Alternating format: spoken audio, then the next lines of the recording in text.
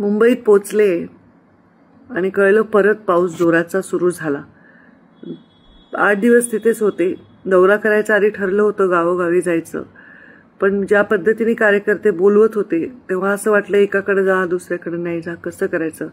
आणि मग पूर्ण दौऱ्यामध्ये अधिकाऱ्यांचा ताफा माझ्याच मागे, मंत्री आले म्हणून. जी खरी मदत पोचायची, जे पंचनामा व्हायचा आहे, जे कागदपत्र व्हायचे ते राहतील म्हणून फार अगदी ओघाओघाने भेट दिल्या आणि अधिकाऱ्यांच्या बैठका घेऊन त्यांना आदेश दिले की मदतीच्या संदर्भातले, पंचनाम्याच्या संदर्भातले रिपोर्ट तात्काळ पाठवावे.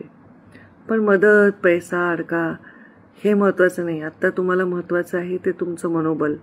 आपलं घर आपल्या डोळ्यासमोर वाहून जाताना बघून तुम्हाला काय यातना होत असतील हे मी कल्पनाच नाही करू शकत. कॅबिनेटमध्ये मुख्यमंत्र्यांशी बोलण्यासाठी आणि ह्या विषयावर गांभीर्याने उपाययोजना करण्यासाठी आपलंच म्हणणं, आपलीच प्रतिनिधी म्हणून बोलण्यासाठी मी इथे आलेली आहे. कॅबिनेट झाली, मुख्यमंत्र्यांची बैठक झाली की परवा परत मी येते जिल्ह्यात. जितकं शक्य आहे तिथे भेट द्यायला आणि लोकांच्या सांत्वनासाठी, लोकांच्या भेटीसाठी, त्यांचं मनोबल वाढवण्यासाठी. तर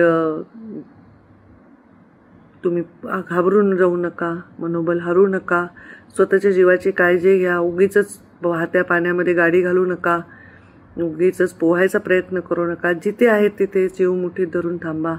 मी कलेक्टरशी बोलले, जेवढी यंत्रणा शक्य आहे तेवढी पाठवून तिथले लोकांना बाहेर काढण्याचा प्रयत्न आपण करत आहोत.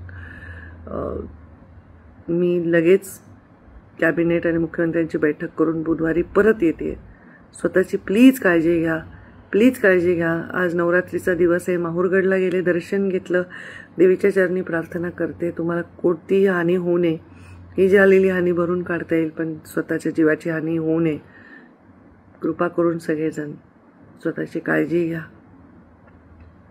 आणि मी परत लगेच येते तुमच्या सगळ्यांच्या साठी, तुमचा धीर वाढवण्यासाठी.